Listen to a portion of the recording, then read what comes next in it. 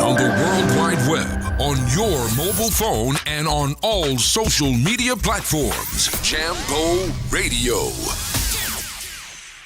Welcome to Interview on Jambo Radio. I'm George Tarr. Today, I have the privilege to be talking to Dr. Paul Chiy, lawyer, barrister, and arbitrator. He's also a former magistrate at the Cambridge bench in the UK and an academic. He recently compiled and prefaced a publication titled The Essays and Letters of Batonnier Akere Tabeng Muna, a compilation of the writings of Batonnier Akere Muna, a renowned international barrister and former presidential candidate in Cameroon. Dr. Paul Chiy, welcome to Jambo Radio. It's very good to have you on. Thank you for having me. In your preface in this book, The Essays and Letters of Batonnier Akere Muna, you seem to suggest the writings of, the former president of the Cameroon Bar Association, Batonnier Akere Muna, as is commonly known in Cameroon, are foresight of events and response to impending crisis in Cameroon. Can you please explain to us a little bit more? I do indeed.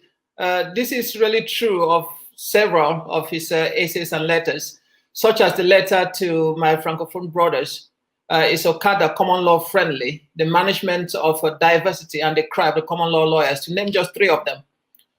You take, for instance, a letter to my Francophone brother, which was published on the 31st of January 1995. It is truer and still more relevant today than it was when it was written, almost half a century ago, a quarter of a century, I should say, 25 years, I think it was now. And it has been republished by several national and international news organs several times. This letter to his Francophone brothers examines the elements of what has come to be known now as the Anglophone problem. It highlights the challenges of living in a hypothetical Cameroon state by reversing the position of the players, putting Francophones as the victims of the issues that are reality now in Anglophone Cameroon. In this hypothetical Cameroon, the population is 1/4 Francophone and 3/4 Anglophone. There is an Anglophone president, and for past 30 years, at that time when the letter was written, it's a lot longer now, there was no Francophone that has occupied a key political or ministerial leadership position in a ministry or state-owned enterprise. And the main language of the country at that time was English rather than French. He asked the Francophone brothers to imagine, when you complain, we treat you as a secessionist or enemy in the house, or better still, we ask you to go home to Gabon. The corresponding context in Anglophone problem is Nigeria. This is how the Anglophones are treated today. And we have had the Francophones understand the position of Anglophones from this letter alone, a lot more than they have through other media. So is that political maneuvers, or what is it, Dr. Paul? It's there are many issues here. I think the biggest one is that the Anglophones, they have failed to understand that this is a considered strategy over several decades for this to be the way that it is. Until there are still people now who are doubting that there was a strategy for things to be the way they are now, until we bring everyone up to speed at that level. I don't think we're going to make any more progress, really. I mean, we're still spending a lot of time debating about issues now, when we should be moving forward and looking for ways to resolve this serious crisis that we are in right now. Do you think Batonnier Akere Muna, in his writing, has been vastly misunderstood by the kind of politics that is in Cameroon?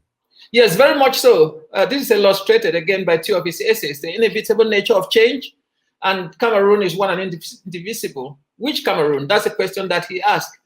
And it's better understood within the context of the summons that he received from the National Gendarmerie.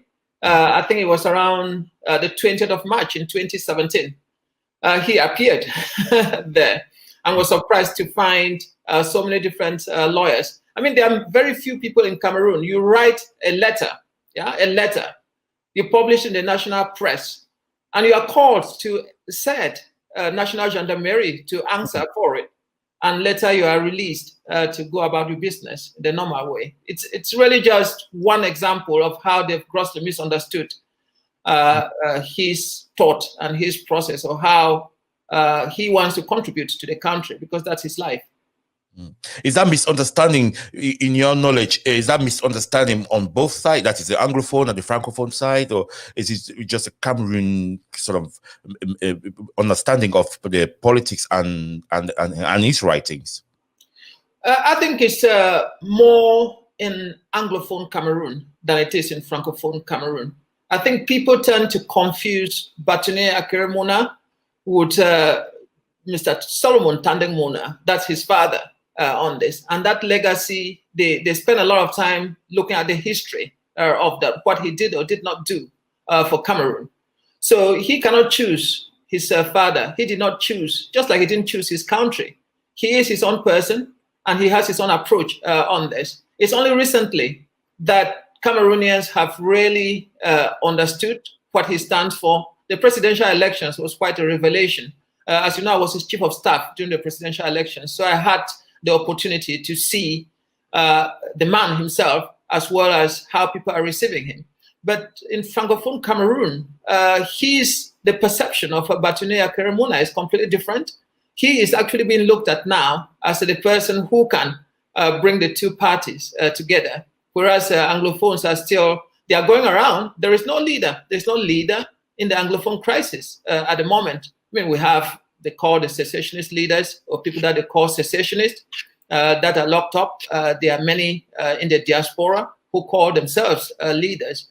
Whether it's not for me to question whether or not they are leaders on this, but you need one united leader that the Anglophones, for instance, can unite behind. This is what has happened in many other crises. Until you do that, I think we're just wasting our time. The Francophones see him as the leader who can help them in this.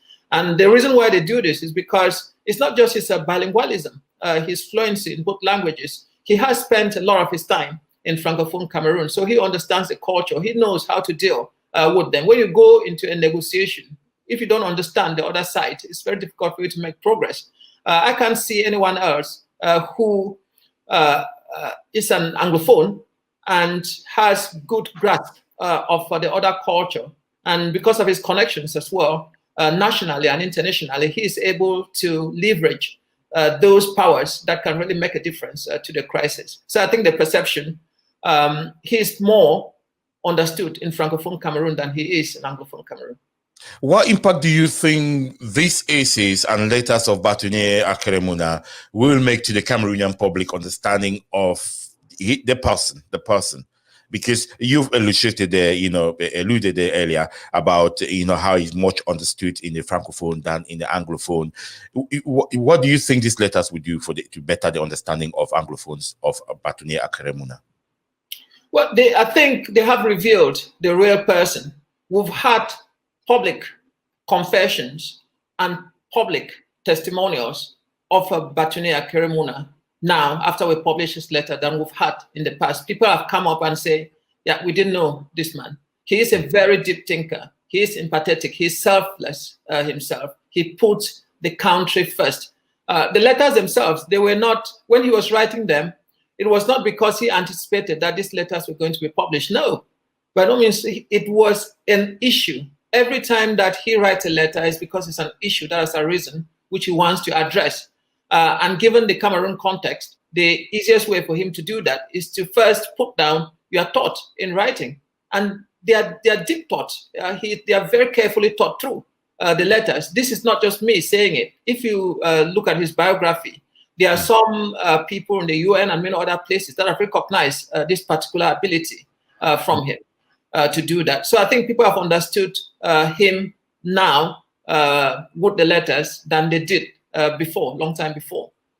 And one of the letters in the book is titled "The Management of Diversity and Cry of the Common Law Lawyers in Cameroon."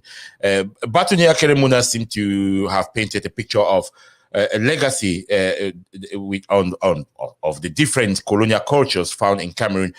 Maybe you should explain this a little bit more. There was a kind of the colonial cultural differences that they say, we say Anglophone, Francophone, but that could not be understood maybe outside the Cameroon. And for someone that is listening that might not know the Cameroon context of what you're explaining, can you just explain a bit more? Well, in that letter, the management of diversity and the cry of the Cameroon lawyers, probably if we separate the two things, the management of diversity, because that in itself, the common law lawyers, or the cry of the common law lawyers, is just one aspect of that diversity. Cameroon is, as we know, many people should know this by now, is Anglophone and Francophone, about a third Anglophone and 2/3 Francophone. That's French speaking and English speaking. So Batonnier Akere identified that the root cause of this so-called Anglophone crisis is the mismanagement of our diversity, and reminded the government that in this case, that's the common law lawyers, the legal system of Cameroon is by juro. And this is constitutional, it is political, it is social, it is culturally so, and also intellectually. So disregarding this fact, this is from him, that if you disregard this particular fact, you are really assaulting the very foundation in which the nation Cameroon was built. And that's quite fundamental, it's quite powerful in itself. Our country was built on a constitution, the federal constitution. And that constitution is quite clear on what needs to happen in the two systems, the Anglophone and the Francophone systems. Basically, you have like two countries in one. People call it several different things, confederation and all of this. But what is a federal system? It's very different from all that other nomenclatures that people are using right here. I don't think we should be spending, or Cameroonians should be spending a lot of time trying to define. It's all there, it's all written down, it's all in the constitution. If the government and the powers that be are ready to go forward, the system is there for us to engage. In fact, we had it before. So what happened to it? And what do you think can be done to manage Cameroon's diversity or diversity issues? Yeah, the first thing is that we need to accept that we are diverse. That's quite fundamental. And it's something that we just we rush over very quickly. We shouldn't. Yeah, we are very different. If we take just on the language divide, if we want to use that as a definition, we are Anglophones and Francophones. Okay. To keep talking about one and indivisible and all the other nomenclatures that they are using, I think is misleading, and is helping us not to really manage our diversity. There are other differences as well that we have, tribal differences and several others on that. If you don't accept, if you don't admit, if you don't agree that you have this difference, you cannot then manage that difference. So I think that's the first step that needs to happen on that. And I think we also then need to look at look at Canada, for instance. They have their own diversity issues, which they managed properly by having clear systems within each of the jurisdictions to deal with those affairs to the satisfaction of the citizens within that particular jurisdiction. With us, we are still in denial. Okay, how long did it take? Well, they haven't still admitted. Yeah, they are still denying that there is an Anglophone problem. We have ministers coming out and saying that there isn't an Anglophone problem. Yeah, people are being killed. The citizens are rioting and all of this, and you're still in denial. So if you don't accept as a first step, it's very difficult to see how you will progress.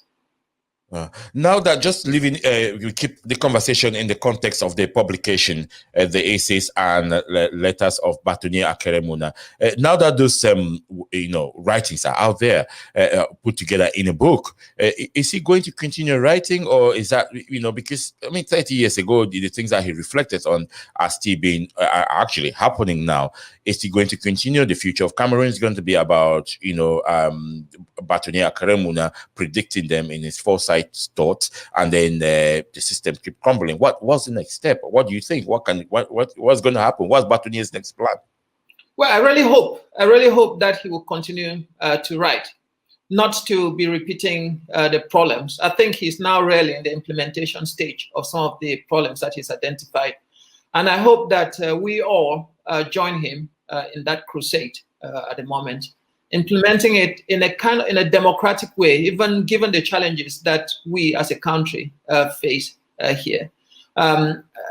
He led the analysis of Cameroon. It's going to be a document called APRM, which is going to be published. I think it's already published actually in Cornerstone Publications. Already published, that's right. Yes, I saw that. Yeah, last night. The title is Cameroon in Perspective, an analysis, a counter-analysis using APRM methodology, African peer review mechanism methodology, and it's going to be published as well on Amazon by the end of this week. It was led by him. As you know, he was formerly the chair. He is one of the leads. Well, he was the vice chair of Transparency International. Yes. At the moment, he is also a member of council. So that's the highest organ, really, as far as transparency and anti-corruption is concerned in the world. He's there. He was one of the eminent persons in the APRM process itself. So there is a review mechanism. Yes, yes, and he is the governance champion. Internationally, as far as governance goes, there is no order on that. So he led an analysis of Cameroon during the presidential elections. This is what is being published right now. So analyzes all the systems in Cameroon, political, socio-economic, and really the justice element of what is going on within that particular. That's the area where I was working with him on. So that really provides a blueprint, something for us to start working from if we're really serious about reforming the governance of the country. So you have that publication, and it's almost 400 pages of that. So there's a lot to derive from that, and a lot for us to continue working on. As you know, he's working across Africa now. He's in a DRC, he's in a Togo, trying to help these countries to have proper anti-corruption systems, proper governance systems in place. But our country has not really engaged this expertise for him to deliver on. But we are ready on that. So I'm hoping that he will carry on delivering on that and working within the space that the Cameroon government allows him to. Yeah. How does he feel that, he solicited his services, his expertise is solicited in other countries other than his country? Well, he's based in Cameroon still. They say that a prophet is never accepted in his own hometown. I think this is a clear example of that. He's working everywhere else in the world in areas that Cameroon needs most. I mean, he has done a lot of work for Cameroon. He has defended the interests of Cameroon as a lawyer. Every time that there is an issue in Cameroon, he does speak out about it. He engages with the systems like the National Dialogue. He went there. He found that it was not really a proper dialogue as it should be. So he left it and wrote about it. He did his own submission, wrote a whole several pages really of a response to the dialogue on how it should be. So he submitted it to them. So he's still carrying on and contributing the best way that he can. And I know there's a lot of demand for him to say something about anything. For instance, when during the 22nd of September, during the riot, they wanted him to come out and say something. So he spoke about it. Yeah, so that's the man. He is carrying on with his duties as a normal citizen in Cameroon. And where there's an opportunity, he does seize that and uses his expertise to engage it.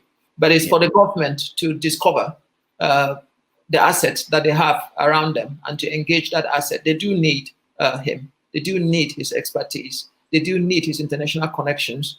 But I don't think they do understand that they need it. Yeah, some part of your preface in that book, Dr. Paul Chiy, you mentioned, you kind of stated that, some of the things that he's been saying and things that he's been writing about, the people that have been objecting to that have been running to him now for solutions. Is that correct in that context? Yeah, well, even if we take the government itself, let's start with that. He wrote about the Anglophone problem and even the cosmetic solutions that the government have introduced now, say with a NAM, common law bench. These are in the letters. The regional elections that are happening, I think it's in December now. These are in the letters themselves. There is no one in Cameroon, whether a political leader or within the judiciary, that has not contacted him for one reason or the other during this period on that.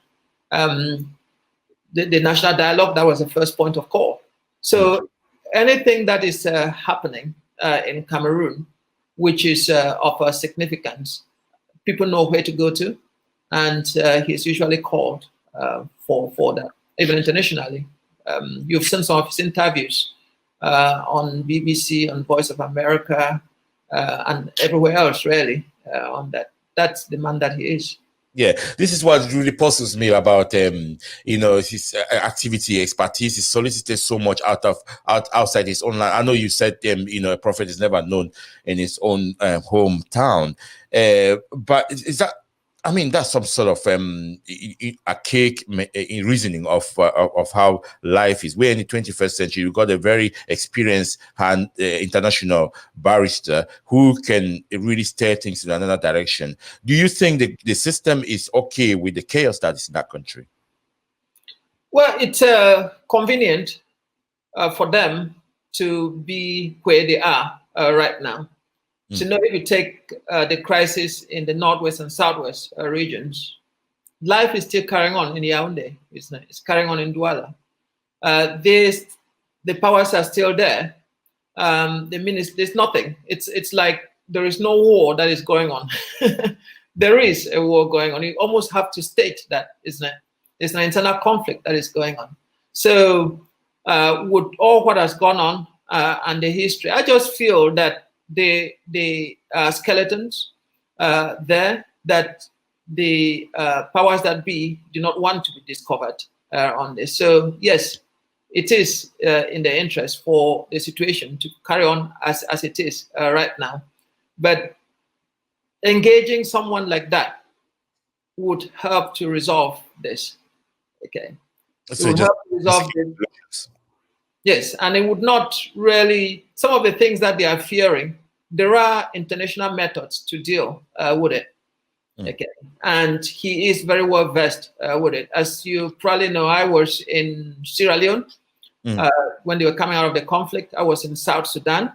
The conflict is still going on. I worked in Somalia and Kenya. So there are standard processes that we must go through, but we seem to be doing things back to front all the time. We seem to, you cannot have national dialogue when there is a war going on. The standard process is that there is a cessation of hostilities. So the war needs to stop in some way. And there are ways to actually stop it in some way before you start thinking about national dialogue. And even something like national dialogue, there's a proper structure for it that you need to engage in.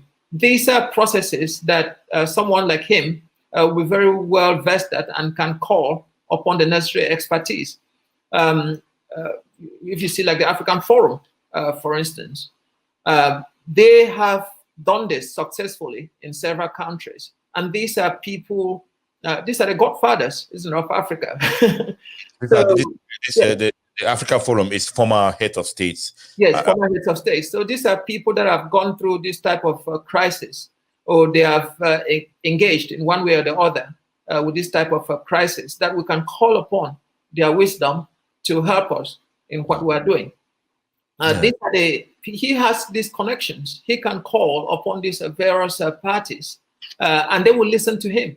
They will listen to him because they know about his integrity. They know about his experience and what he's achieved nationally and internationally.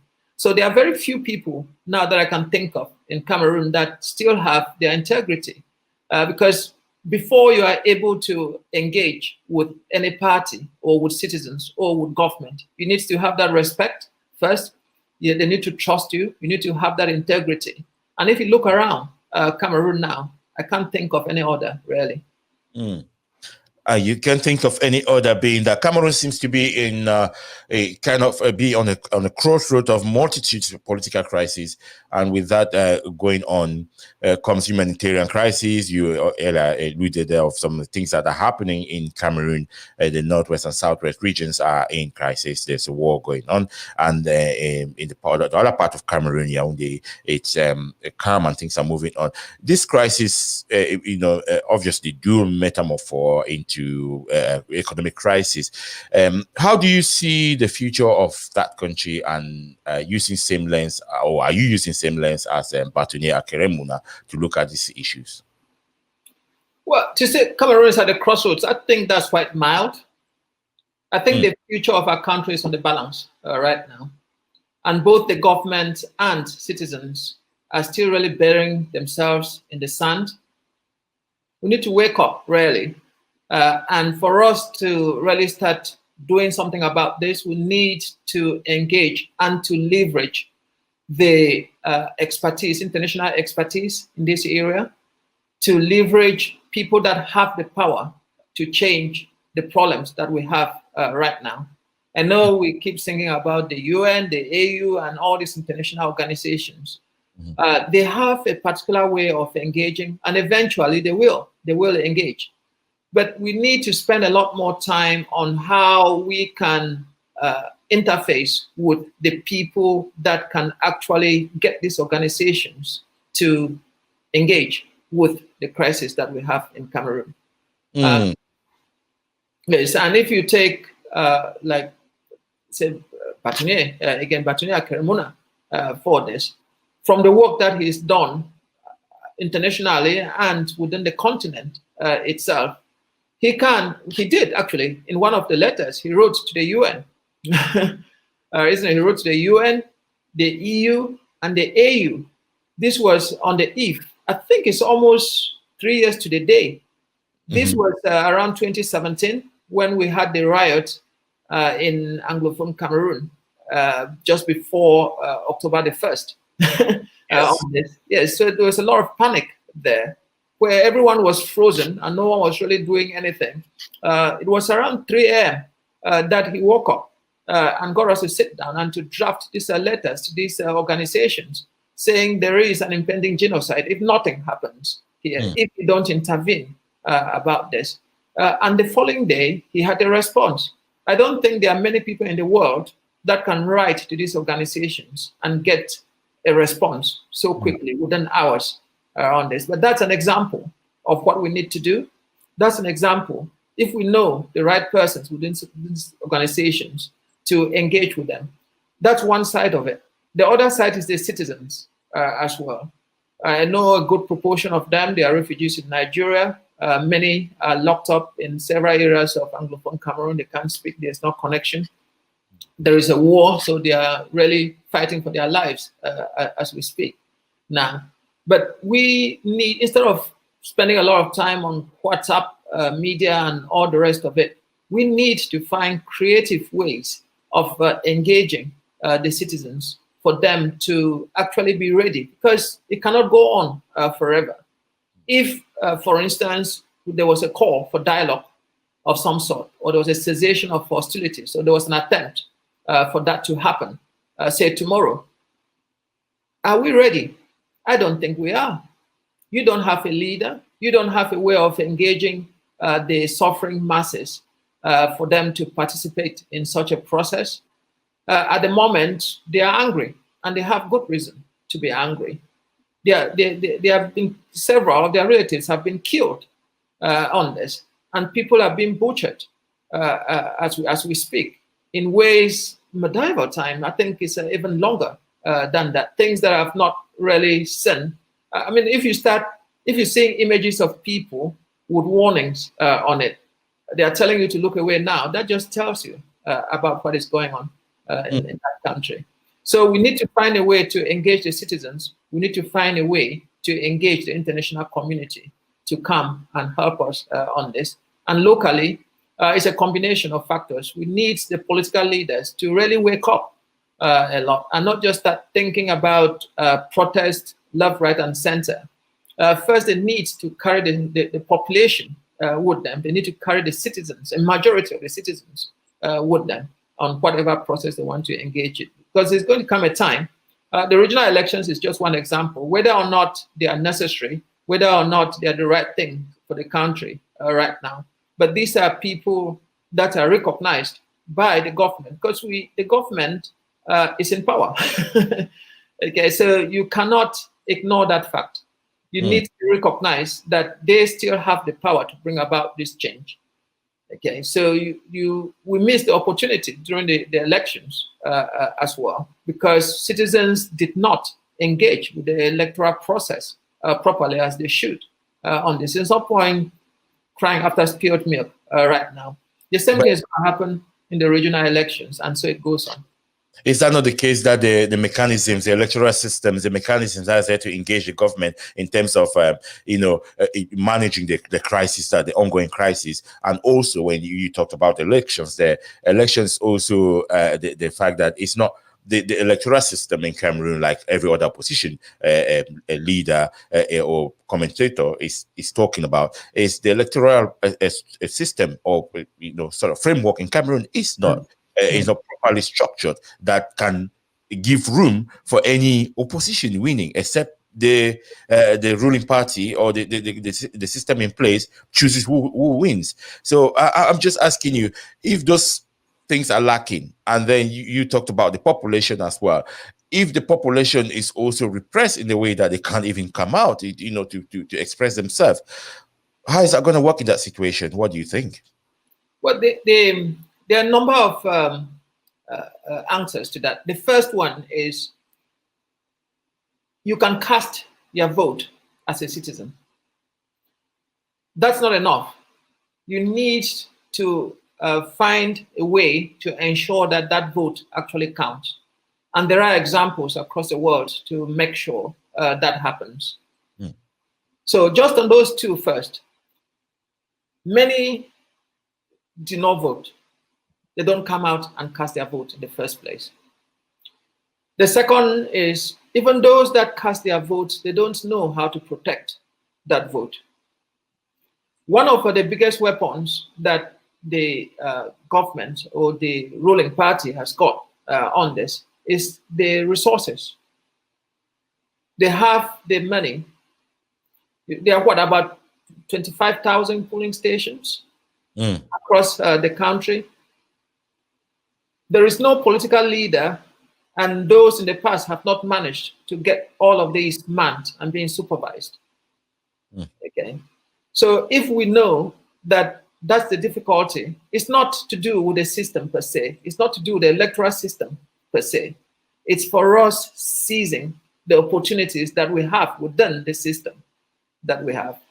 Okay, we know that there is a confusion between government and the electoral system itself. For instance, the votes they have to go through, they need to be sanctioned by the administrative authorities and all of that. So there are clear limitations on the electoral system. But if we know, it's knowing what to do with those limitations.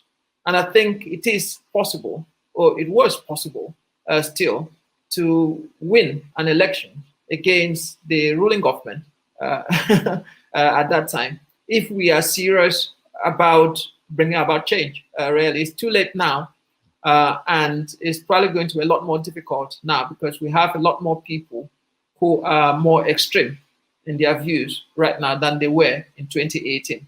So yes, there are very serious limitations of the electoral system, but even within that, it is still possible with the resources and with the citizens' determination to have their right protected. It's still possible to bring about change in that way.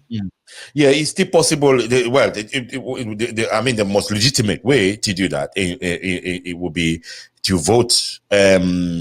But people coming out to vote in a system where they feel basically intimidated, and then how can they protect their vote? How can So I'm trying to understand. I think I'll tap into your brain, there, Dr. Paul Chiy. Forgive me for asking it, but I really want to understand.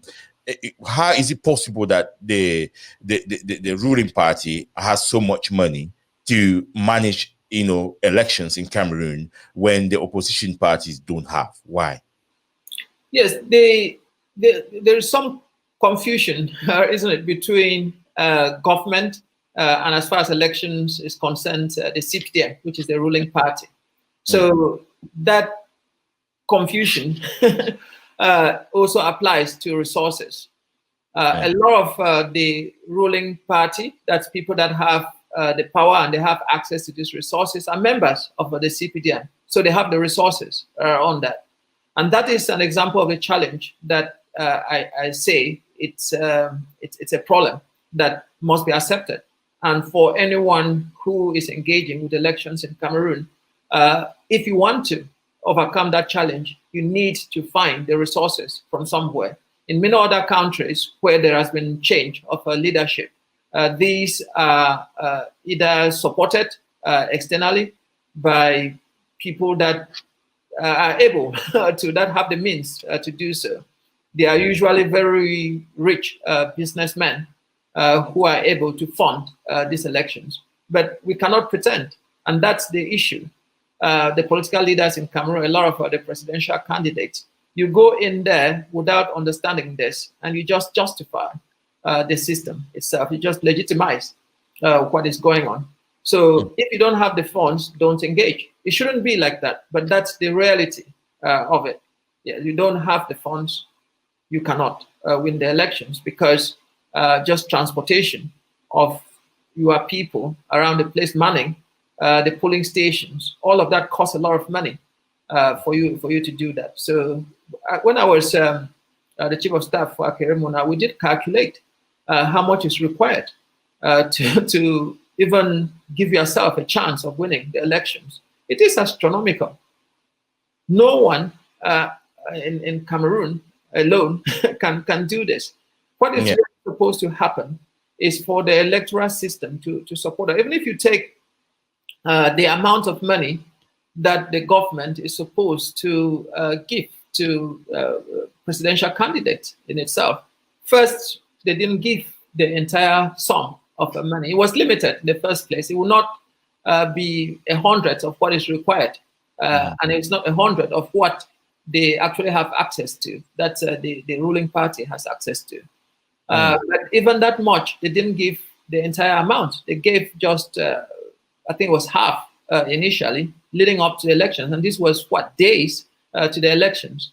So even if you receive the entire amount at that time, there's very little that you can do to mobilize your citizens or to mobilize people that would help you to protect the vote in the polling stations. So you have all those difficulties that needs to be overcome, really. It's one of those difficulties, Dr. Paul Chiy. It's one of those difficulties, not the fact that the opposition rely on money from the government to be able to basically oppose the government. So it's a bit technical to understand that. Can you perhaps... Yes, the money has to come from somewhere else. You cannot be relying on funds from your own competitor. Yes, is the money, let me just have this clear. Is the money from the government, is that because the opposition are entitled to that, is taxpayers' money, or is it... Yes, the opposition, they are entitled to some money from the government. As I said, that money is grossly inadequate. Okay, it's not up to 100 of what is required if they were genuine about supporting presidential candidates independently. But as it is right now, knowing what we know on the history of support that opposition parties have received from the government, you cannot rely on that. You need to look for other ways, other sources of funding if you want to participate in an election in Cameroon. It's not that, no. Okay, and Cameroon has a really massive diaspora population and a young population as well. I have to say, it's one of those African countries that has a really young population. But with the multitude of crises that it is in that country, was the sort of the diaspora, the Cameroonian diaspora, angle on all of this? What's the contribution of the political crisis, the situations in Cameroon? What's it just? At the moment, it's really a negative one. I'm afraid to say. It's a sad thing to say, but that's the reality of it. The diaspora, they have a negative outlook now, so to speak.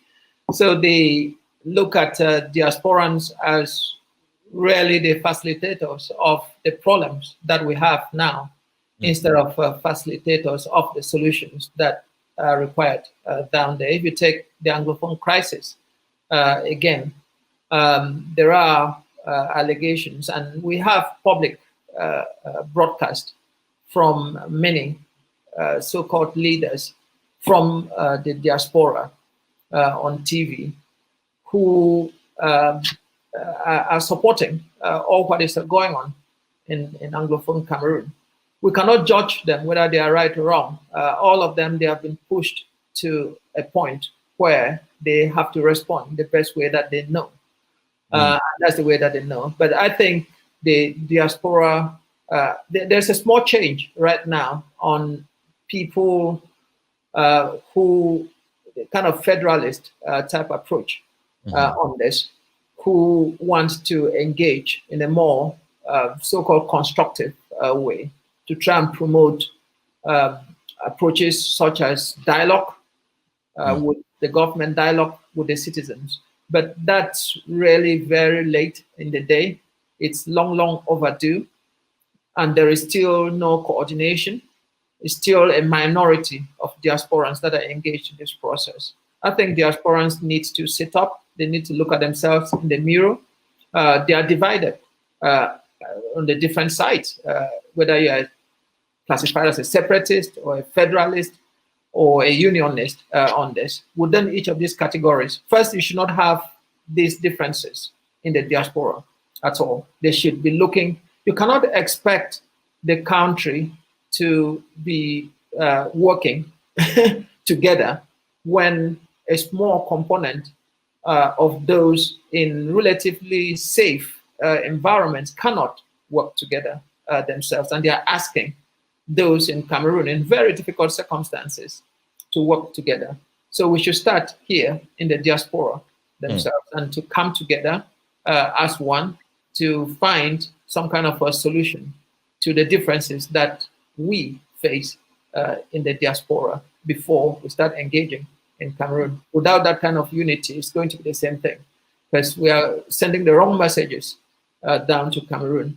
And the people, the parties that want to divide, that would like the situation to carry on as it is right now, they're going to take advantage of that. And those divisions that are in the diaspora, just like it's also perhaps in Cameroon, it is the fact that perhaps the politics of the relics of the politics in Cameroon is playing out in the diaspora as well. Would you say? Yes. The politics in Cameroon. Over time, the politicians in Cameroon, they have found a way to extend Cameroon in a way to the diaspora because they realize the power of diaspora to bring about change, not in a kind of massive way, but to really make a difference to citizens on the ground using social media and many other methods down there. So we have a system where diaspora is really becoming like a kind of Cameroon, external Cameroon in this. It shouldn't be like that. We are seeing other diaspora and the impact that they have had in their countries going through similar difficulties as we are going through right now. But the only thing that can happen, and I know there are various attempts to try and bring different parties together, even the groups that classify themselves as a separatist on this. But all of those have failed. Yeah, if we cannot even achieve that in the diaspora, how do we expect to achieve that in Cameroon? It's difficult. Yeah, it's difficult. So, what would you think? What do you think can be the platform that you use to engage Cameroonians? If they are not engaging in one political view, they're not following the same. Well, for democracy purposes, perhaps you don't want everybody to have the same idea. But what sort of platform can bring, unite or perhaps mobilize the Cameroonian diaspora, for example, to be able to see in one direction, or perhaps see in the same understanding? The first thing is we need to separate ourselves from the philosophy, from what needs to be done. In Cameroon and in the diaspora, people think of themselves first and the institutions that they are setting up second. It shouldn't be like that. We need to select a theme, for instance. You select, say, let's take national dialogue. You say, yeah, we want to have some kind of dialogue with the government or with the parties, the conflict parties. And you reach out to various people. Yeah, no one is refusing that. If they are, there will be very few people who still deny that dialogue is the starting point for this. In terms of preparation, cessation of hostilities. Okay, that is the first step. That's something that needs to happen immediately. And we have seen on social media that the persons in the diaspora who claim, rightly or wrongly, that they have influence on the ground on this. So if they have that influence on the ground, they have the ability to stop the hostilities to the extent that they can. So there needs to be some kind of discussions on the mechanism of that. It does not mean that when you start discussing, you would immediately cease hostilities, for instance, if you have the power to do so. No, you discuss and you prepare. You say, well, these are the conditions for us to do X, Y, and Z on that. So, and that takes some time. It's going to take because diaspora is what is all is everything else, really, everyone else outside Cameroon. So that's the entire world. How do you bring? I know we're talking all the time about America and Britain and Europe most of the time, but there are others as well in South Africa and many other African countries. How do you bring all these people together for them to have a common view? I think it's ideology. Yeah, and I think that we've delayed for so long, and people have become entrenched in very difficult positions now, and they are being classified as one or the other. Whereas when you go deep down, the actual ideology and their thought and the dream that they have of the country is the same. Right. Okay. Thank you so much, Dr. Paul Chiy. It's wonderful to have tapped into your insight on the Cameroon multitude political crisis that we're discussing on there. But the reason you're on Jambo Radio is because we invited you to talk about the essays and letters of Batonnier, the former president of the Bar Association of Cameroon, Batonnier Akere Muna.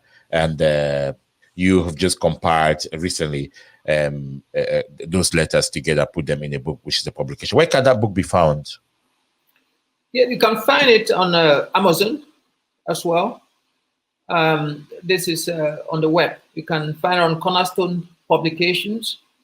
In Cameroon, we have outposts in every region in Cameroon. I can share the details with you later on. Yes. So, and in Cameroon as well, because of the means there, we have it's subsidized significantly. It's £1,500, not pounds, CFA, to get a copy of that. So it's widely available in Cameroon and outside Cameroon. Dr. Paul Chiy, the compilator, prefacer, and biographer of the essays and letters of Batonnier Akere, Batonnier Tabeng Akere Muna. Thank you for talking to Jambo Radio. I appreciate your time this morning, Dr. Paul Chiy. It's been my pleasure. On the World Wide Web, on your mobile phone, and on all social media platforms. Jambo Radio.